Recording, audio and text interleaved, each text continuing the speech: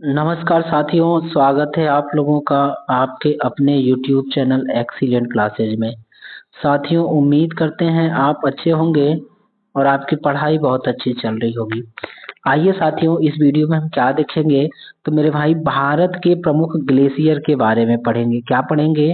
भारत के प्रमुख ग्लेशियर के बारे में, यानी कौन कौन सा ग्लेशियर भारत में पड़ता है उसके बारे में हम देखेंगे। तो आइए बिना विलंब किए क्लास को हम आगे बढ़ाते हैं। अगर आप चैनल पे नए हैं तो आपसे निवेदन है कि चैनल को सब्सक्राइब कर लीजिएगा। वीडियो पसंद आए तो लाइक जरूर करिएगा।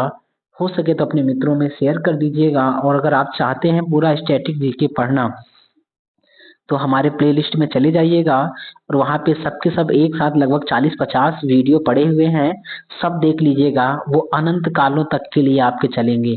चाहे आपका साल कोई भी हो, है ना, आज देखो, आप 10 साल बाद देखो, 20 साल बाद देखो, वो चीजें बदलने वाली नहीं है। स्टैटिक जीके का पोर्शन है तो आप उसे देखें और उसका लाभ प्राप्त करें आप। आइए शुरू करते हैं मेरे भाई। देखिए तो पहला ग्लेशियर के बारे में बात करते हैं, है ना, कि पहला ग्लेशियर कौन सा है तो सियाचिन ग्लेशियर। भारत का सबसे बड़ा ग्लेशियर कौन सा होगा? सियाचिन ग्लेशियर होगा, इसे ध्यान रखेंगे। इसकी लंबाई कितना होगा मेरे भाई? तो 76 किलोमीटर लंबा है। कहाँ पे पड़ता है? तो लद्दाख में।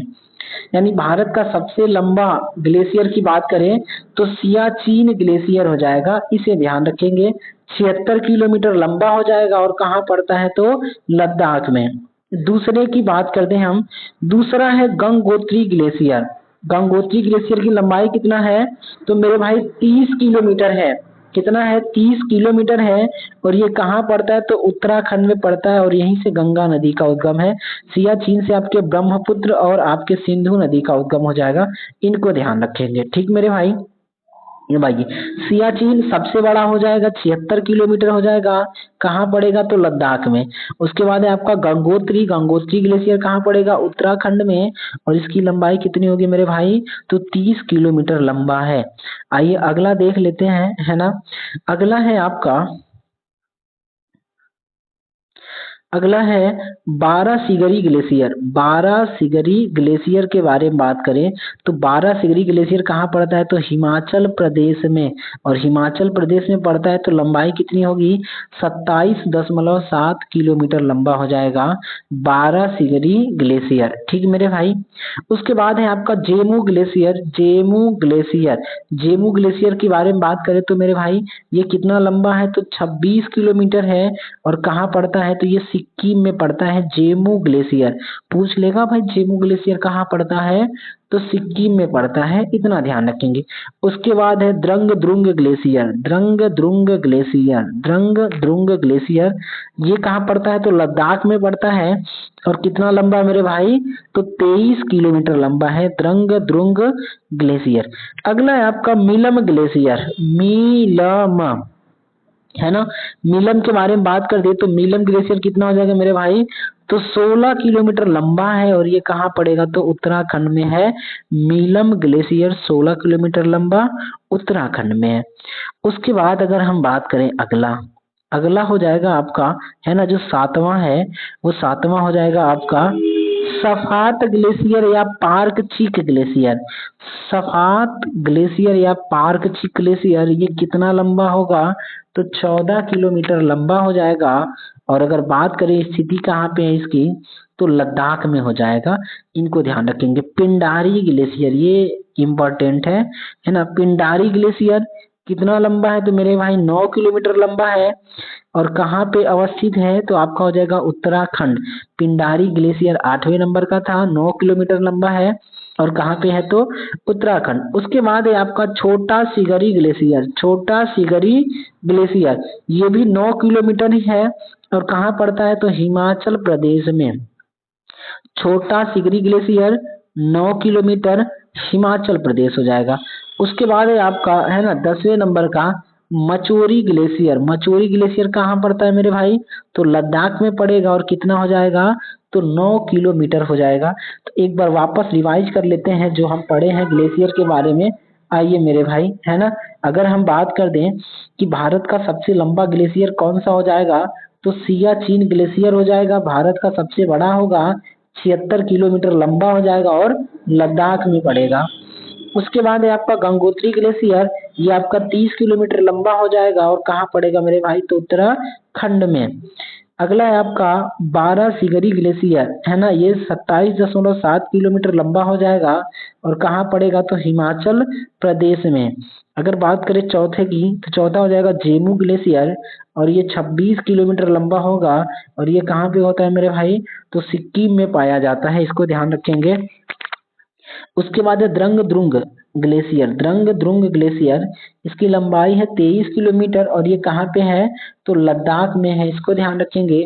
उसके बाद है मीलम ग्लेशियर, ये 16 किलोमीटर लंबा है और कहाँ पे है मेरे भाई, उत्तराखंड में है। आइए आगे देखते हैं, है ना। अगला है आपका सफात या पार्क चिक ग्लेशियर, सफात या पार्क चिक, तो यहाँ कितना होगा, 14 किलोमीटर लंबा होगा और कहाँ पड़ता है, तो मेरे भाई लद्दाख में है। पिंडारी ग्लेशियर के बारे में बात कर दें तो पिंडारी ग्लेशियर की लंबाई कितनी हो जाएगी, 9 किलोमीटर और ये कहाँ पे है मेरे भाई, तो उत्तराखंड में हो जाएगा। उसके बाद है छोटा सिगरी ग्लेशियर, छोटा सिगरी ग्लेशियर के बारे में बात करें तो ये भी कितना होगा, 9 किलोमीटर हो जाएगा और ये कहाँ पे है मेरे भाई, तो हिमाचल प्रदेश में है, 9 किलोमीटर लंबा है छोटा सिगरी ग्लेशियर। मचोरी ग्लेशियर के बारे में बात करें, मचोरी ग्लेशियर, तो ये भी कितना है, 9 किलोमीटर और कहाँ पड़ता है मेरे भाई, तो लद्दाख में है, इनको ध्यान रखेंगे। तो अगर भैया आपको वीडियो पसंद आ रहा हो तो वीडियो को लाइक जरूर कर दीजिएगा, चैनल पे नए हैं तो चैनल को सब्सक्राइब कर दीजिएगा। अब कुछ इंपॉर्टेंट बातें हैं उन्हें हम देख लेते हैं, है ना मेरे भाई। आइए अगर हम बात कर दें कि आपका जो लेम्बर्ट फिशर ग्लेशियर है, लेम्बर्ट फिशर ग्लेशियर नाम याद रखेंगे, लेम्बर्ट फिशर ग्लेशियर, ये दुनिया का सबसे लंबा या सबसे बड़ा ग्लेशियर है और इसकी लंबाई कितनी है, तो आपके 400 किलोमीटर लंबा है, दुनिया का सबसे बड़ा ग्लेशियर है। कहाँ पे है, तो अंटार्कटिका में। Lambert Fisher glacier, Lambert Fisher glacier दुनिया का सबसे लंबा 400 किलोमीटर लंबा है, कहाँ पड़ता है, तो अंटार्कटिका में है। ठीक मेरे भाई। उसके बाद देखिए दूसरा आपका तथ्य क्या है कि, है ना, तजाकिस्तान में स्थित फेड फेडचेंको ग्लेशियर, तजाकिस्तान में स्थित फेडचेंको ग्लेशियर 77 किलोमीटर लंबा, ध्रुवीय क्षेत्रों से बाहर विश्व का सबसे बड़ा ग्लेशियर। अगर हम इसको लेम्बर्ट फिशर को छोड़ दें, है ना, और जहाँ पे आबादी रहती है यानी जहाँ लोगों के भीतर की बात करते हैं, ध्रुवों को छोड़ दें, तो सबसे लंबा कौन सा हो जाएगा, आपका तजाकिस्तान वाला हो जाएगा, इसको ध्यान रखेंगे। नाम क्या है, तो फेडचेंको ग्लेशियर और लंबाई कितनी होगी, तो मेरे भाई 77 किलोमीटर हो जाएगा, इसको ध्यान रखेंगे। ठीक है। अब आओ भैया, अब हम बात कर लेते हैं इसी वीडियो में, है ना, कि भारत की प्रमुख नहरें कौन कौन सी हैं और उन नहरों से किन किन राज्यों को लाभ प्राप्त होता है, तो इसको देख लेते हैं। तो लगे हाथ दो काम, ठीक मेरे भाई। आइए देख लेते हैं। अगर हम बात करें भारत की नहरों के बारे में तो आप देखिएगा भारत की प्रमुख नहरें कौन कौन सी हैं, कहाँ से निकलती हैं, इनको देखेंगे और उससे लाभान्वित कौन है। ठीक, तो देख लेते हैं भाई मेरे। पहला नहर क्या है आपका, सेतु समुद्रम शिपिंग नहर, सेतु समुद्रम शिपिंग नहर कहाँ पे है, तो ये तमिलनाडु और केरल में है। आपका लाभान्वित राज्य कौन से हो जाएंगे, आपके तमिलनाडु और केरल हो जाएंगे, सेतु समुद्रम। ठीक मेरे भैया। उसके बाद अगर हम बात कर दें इंदिरा गांधी नहर, है ना, इंदिरा गांधी नहर कहाँ पे, तो इससे 3 राज्य लाभान्वित होते हैं, आपके राजस्थान, हरियाणा और पंजाब हो जाएगा। इंदिरा गांधी नहर राजस्थान, हरियाणा और पंजाब, ये 3 राज्य लाभान्वित होते हैं, इनको ध्यान रखेंगे। उसके बाद है आपका वर्किंघम नहर, है ना, वर्किंघम नहर है और ये कहाँ पे है मेरे भाई, तो आंध्र प्रदेश और तमिलनाडु, ये दोनों राज्य इससे लाभ प्राप्त करते हैं। ठीक, इसको ध्यान रखेंगे। उसके बाद है आपका पश्चिम तटीय नहर, पश्चिम तटीय नहर जो कि एनएच, है ना, वाटरवे थर्ड आता है, राष्ट्रीय जलमार्ग थर्ड इसी से होके गुजरता है, तो ये कहाँ पे है, तो केरल में। तो ये सवाल पूछ सकता है कि राष्ट्रीय जलमार्ग 3 किस नहर से होके गुजरता है, तो आपका हो जाएगा पश्चिम तटीय नहर। ठीक मेरे भाई। आइए अगला देखते हैं। अगला है आपका ऊपरी गंगा नहर, ऊपरी गंगा नहर की बात कर लें तो इससे कौन कौन से राज्य लाभान्वित होते हैं ऊपरी गंगा नहर से? तो आपका हो जाएगा उत्तराखंड और उत्तर प्रदेश हो जाएगा। ऊपरी गंगा नहर से लाभान्वित होने वाले राज्य हैं आपके कौन से? तो उत्तर प्रदेश और उत्तराखंड हो जाएगा। उसके बाद निचली गंगा के बारे में बात कर दें कि निचली गंगा नहर से लाभान्वित होने वाले कौन कौन से आपके राज्य हैं? तो चाहे ऊपरी गंगा हो जाए और चाहे निचली गंगा हो जाए, दोनों में कौन हो जाएगा भैया मेरे? तो आपका उत्तराखंड और उत्तर प्रदेश हो जाएगा, इसे ध्यान रखेंगे। ठीक है, आइए अगले के बारे में बात कर दें। आगरा नहर, आगरा नहर है ना किसको लाभ देती है? तो उत्तर प्रदेश, हरियाणा और राजस्थान को आगरा नहर से लाभ मिलता है, इसको ध्यान रखिएगा। उसके बाद है आपका तेलुगु गंगा परियोजना। तेलुगु गंगा परियोजना की बात कर दें तो ये नहर कहाँ पे है? तो आंध्र प्रदेश में है, इतना ध्यान रखिएगा। तेलुगु गंगा परियोजना आंध्र प्रदेश में है। उसके बाद है ताजेवाला नहर। ताजेवाला नहर के बारे में बात कर दें तो ये हरियाणा में है, इन्हें ध्यान रखेंगे। ताजेवाला नहर हरियाणा। उसके बाद है कालीन गरायन। कालीन गरायन नहर, कालीन गरायन नहर ये कहाँ पे है मेरे भाई? तो तमिलनाडु में बहती है, इसको ध्यान रखेंगे। कालीन गरायन नहर। उसके बाद है बुद्धानुल्ला नहर। बुद्धानुल्ला नहर के बारे में बात कर दें तो बुद्धानुल्ला नहर कहाँ पे है मेरे भाई? तो पंजाब में है, इतना ध्यान रखेंगे। ठीक है, आइए आगे बढ़ते हैं। अगला हो गया आपका बुद्धानुल्ला हो गया। अब आओ भैया सतलज यमुना लिंक नहर। सतलज यमुना लिंक नहर कहाँ पे है? तो पंजाब में, इन्हें ध्यान रखिएगा। उसके बाद कोनाली नहर, कोनोली या कोनाली नहर ये कहाँ पे? तो मेरे भाई केरल में है ना। उसके बाद है आइंसले नहर। आइंसले नहर के बारे में बात करें तो ये तमिलनाडु में बहती है, इसको ध्यान रखेंगे। आइंसले नहर। उसके बाद है बांसवराज है ना, बसव राजेश्वरी, बसव राजेश्वरी कैंप नहर। तो ये कहाँ पे होगा? कर्नाटक में। बसव राजेश्वरी कैंप नहर कर्नाटक में बहती है। उसके बाद निचली भवानी है ना परियोजना नहर। निचली भवानी, तो ये भवानी कहाँ बहती है? तो आपका हो जाएगा तमिलनाडु में। उसके बाद है कावेरी वैगई लिंक परियोजना। कावेरी वैगई लिंक परियोजना तो आपके कर्नाटक, केरल और तमिलनाडु में है आपका कावेरी वैगई लिंक परियोजना। ये 3 राज्यों से होकर गुजरती है, कर्नाटक, केरल और तमिलनाडु से। अगला बात करते मेरे भाई है ना, अगला हो जाएगा आपका त्रिवेंद्रम सोरानूर नहर। तो त्रिवेंद्रम सोरानूर नहर कहाँ पे है मेरे भाई? तो केरल में है। त्रिवेंद्रम सोरानूर नहर केरल में है। उसके बाद है आपका तमिराबरानी। तमिराबरानी नाम्बियार लिंक नहर। तमिराबरानी नाम्बियार लिंक नहर ये कहाँ पे है आपका? तो केरल और कर्नाटक में। और शारदा नहर की बात कर दे तो उत्तर प्रदेश की सबसे बड़ी नहर हो जाएगी शारदा नहर, लखनऊ बाराबंकी में बहती है, इनको ध्यान रखेंगे। तो आइए एक बार वापस रिवाइज कर लेते हैं कि कौन कौन सी नहर किस किस है ना राज्य में बहती है मेरे भाई। तो चलिए देखते हैं। अगर हम बात कर दें है ना कि सेतु समुद्रम शिपिंग नहर, तो ये कहाँ हो जाएगा? सेतु समुद्रम ये आपके तमिलनाडु में हो जाएगा और केरल में हो जाएगा।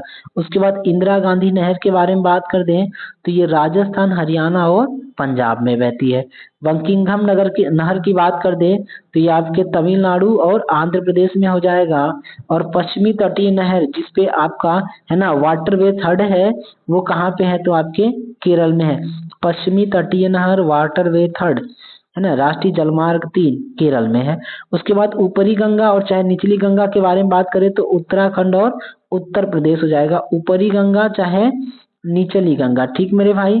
उसके बाद अगर हम आगरा नहर के बारे में बात कर दें तो जो आगरा नहर है ये उत्तर प्रदेश, हरियाणा और राजस्थान में बहती है, इनको ध्यान रखिएगा। उसके बाद तेलुगु गंगा परियोजना के बारे में बात करें तो ये आंध्र प्रदेश में बहती है तेलुगु गंगा परियोजना। उसके बाद ताजेवाला नहर के बारे में बात कर दें तो ताजेवाला नहर कहाँ पे बहता है मेरे भाई? तो हरियाणा में बहता है, इतना ध्यान रखिएगा। अगला है आपका, है ना, कालिग नारायण, कालीगन यानी कालीन नगाय, क्या लिखा यार, काली नगारायण, है ना, तो काली नारायण कर दीजिए आप, नगारायण छोड़ ही दीजिए। ये कहाँ पे है मेरे भाई, तो तमिलनाडु में। बुद्धानुल्ला की बात कर दी, ये नहर कहाँ पे है, तो पंजाब में है।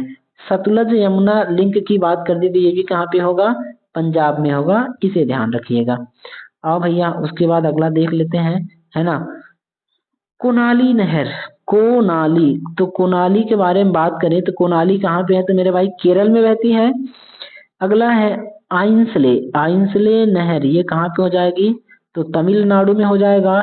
और बसव राजेश्वरी कैंप, बसव राजेश्वरी कैंप कहाँ हो जाएगा मेरे भाई, तो कर्नाटक में हो जाएगा, इसे ध्यान रखेंगे। निचली भवानी परियोजना नहर, निचली भवानी परियोजना, तो ये तमिलनाडु में हो जाएगी, इसे ध्यान रखेंगे। कावेरी वैगई लिंक परियोजना, तो ये 3 राज्यों में है, केरल, कर्नाटक और तमिलनाडु। कावेरी वैगई लिंक परियोजना केरल, कर्नाटक और तमिलनाडु में है। उसके बाद है त्रिवेंद्रम सोरानूर नहर, केरल में है। त्रिवेंद्रम सोरानूर नहर केरल में है, इसे ध्यान रखेंगे। उसके बाद आपका 2 और बचा हुआ है ना, क्या है, तमीरा बरानी नाम्बियार नहर लिंक। तमीरा बरानी कहाँ पे है, तो केरल और कर्नाटक में है। और शारदा नहर के बारे में बात कर दें तो ये उत्तर प्रदेश में बहती है। तो अगर मेरे भैया वीडियो पसंद आए, है ना, तो आप लाइक कर दीजिएगा, चैनल पे नए हो तो सब्सक्राइब कर दीजिएगा, और आप चाहे तो आपके जो भी सोशल मीडिया अकाउंट है वहाँ पे आप शेयर कर दीजिएगा, और उन्हें भी बोल दीजिएगा कि शेयर कर दे और फिर सब्सक्राइब कर दे। अगर मेरे भाई आप चाहते हैं कि जीके में अच्छा स्कोर करें, तो बस आप हमारे साथ 10-5 मिनट लगे रहिए, आपका अच्छा स्कोर होगा। इसी के साथ हम वीडियो समाप्त कर रहे हैं। वीडियो देखने के लिए आपका बहुत बहुत धन्यवाद। आपका दिन शुभ हो। नमस्कार, जय श्री राम।